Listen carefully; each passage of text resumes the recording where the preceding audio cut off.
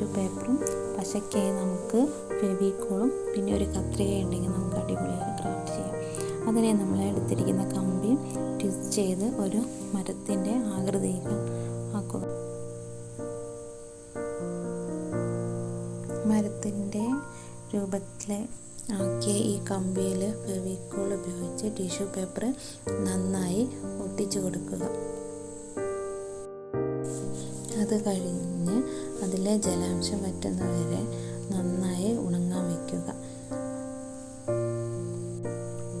ഉണങ്ങിക്കഴിഞ്ഞ് അതിൽ നമ്മൾ പെയിൻ്റ് അടിക്കുക.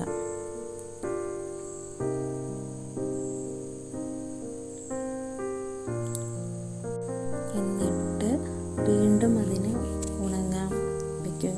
ആ പെയിൻറ് ഉണങ്ങി വരുമ്പോഴത്തേക്കും നമ്മൾ നേരത്തെ എടുത്ത് വെച്ചിരിക്കുന്ന വൂളൻ ത്രെഡ് നന്നായി ചെറുതായി കട്ട് ചെയ്ത് വയ്ക്കുക.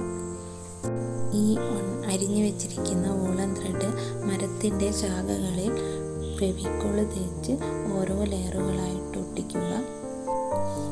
ഓരോ ലെയറുകളും ഒട്ടിക്കുമ്പോൾ പ്രത്യേകം ശ്രദ്ധിക്കേണ്ടത് ആദ്യ ലെയറുകൾ ഉണങ്ങിയതിന് ശേഷം മാത്രമേ രണ്ടാമത്തെ ലെയറുകൾ ഒട്ടിക്കാൻ പാടുള്ളൂ.